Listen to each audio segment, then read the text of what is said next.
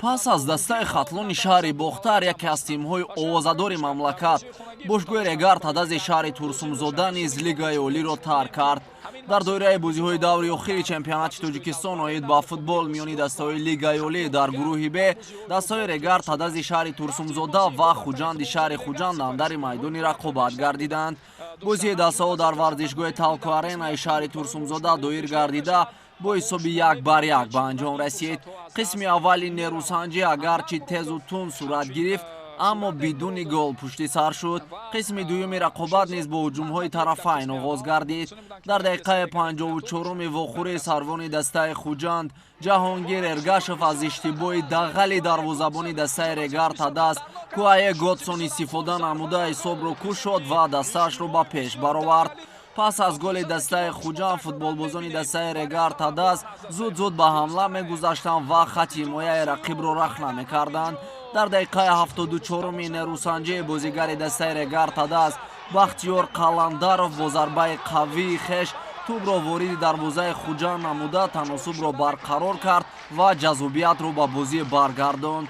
ҳатто натиҷаи мусовӣ барои футболбозони дастаи Хуҷанд басанда буд то дар лигаи олӣ боқӣ монанд. аз ин рӯ футболбозони ин тим бо эҳтиёт бозӣ мекарданд ва зиёдтар ба хати ҳимоя таваҷҷӯҳ доштанд. бозигарони шаҳри Турсумзода бошад пайҳам дар назди дарвозаи рақиб ҳолатҳои хатарнокро ба миён меоварданд. дар дақиқаи 94-уми вохӯраи нимҳимоятгари дастаи Регар Тадаз Шӯҳрат Делмуродов бо як маҳорати волои инфиродии хеш голи дуюми дастаашро вориди дарвозаи Хуҷанд намуд, аммо довари марзи майдон Саёҷон Зайниддинов пас аз тамошои наворҳои вар ва машваратҳои зиёд бо ҳамтоёни хеш офсайдро ба қайд гирифта голи Элмуродовро бекор кард. бо ҳамин ҳисоби 1-1 дидори дастаҳои Регар Тадаз ва Хуҷанд дар бозии охири чемпионати Тоҷикистон 2023 оид ба футбол миёни дастаҳои лигаи олӣ дар гурӯҳи Б ба анҷом расид ва дастаи Хуҷанд гузарномаи лигаи олии мамлакатро ба даст овард. қаҳрамони ҳафткаратаи кишвар бошгоҳи овозадори мамлакат Регар Тадази шаҳри Турсумзода дар 3 соли охир маротибаи дуюм лигаи олиро тарк кард.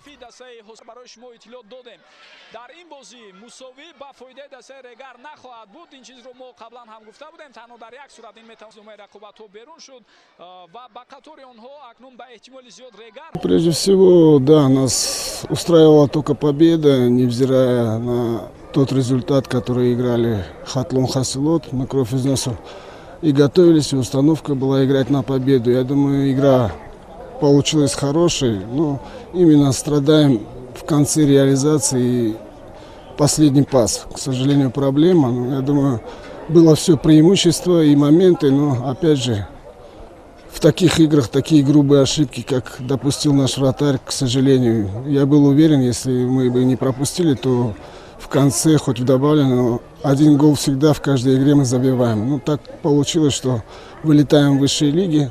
Спасибо всем болельщикам, кто поддерживал нашу команду, кто верил. Надеюсь, в любом случае жизнь продолжается. Будем думать о будущем. В последних играх Готсон довольно себя неплохо проявлял, более надежно играл. Из-за этого было доверие ему возложено. Но, к сожалению, никто от ошибок не застрахован. Но так получилось, так как получилось. атрофи ин бозӣ он нақше ки барои мо дакор буд дар ин бозӣ қариб пур иҷро шуд, зеро ки ба ҳариф ғалаба заруртар буд назар ба мо, зеро ки аз рӯи ҷойгиршави дастҳо дар таблица ба мо мусовӣ кифоя буд. барои ҳамин аз хати дефо боз намудем. мехостем ки дар он нақшаи амалҳое ки ба мо дакор буд дар бозӣ иҷро шавад ва яке аз онҳо иҷро шуд. хатогӣ ки аз ҷониби дарвозабон пайдо шуд, тавонист ҳамлагари мо каптани даста ба фоидаи мо гол занад. аз ин сабаб нақша албатта камбуди буд дар вақти бозӣ. ҳариф чунон ки дар майдони худ аст, пурқувват аст. хусусан дар марҳилаи дуюми мавсим Раҳматулло Фузайлов бачаҳои хубро даъват кард. аз сифати бозӣ хеле хуб буданд, лекин аз рӯи ҷадвали мусобиқи худ ба мо мусоби бас буданд. барои ҳамин аз хати дефо боз намудем. ба ҳамагон раҳмат, ба бозингарон дар аввал, дуюмаш ба тамоми он мухлисоне ки дар тарафи мо буданд. дар бозии дигари даври мазкур дастаҳои хатлони шаҳри бохтар ва ҳосилоти ноҳияи фархор ба ҳам омаданд.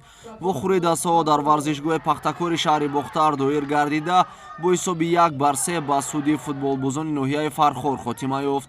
дар оғози бозӣ аниқтар аз дар дақиқаи шашум футболбози дастаи хатлон рустамҷон кучкаров ба задани гол даст ёфт ва дастаашро ба пеш баровард. дар поёни қисми аввали нерӯсанҷӣ абдулхалил боронов аз ҳайати дастаи ҳосилот голи ҷавобиро зад.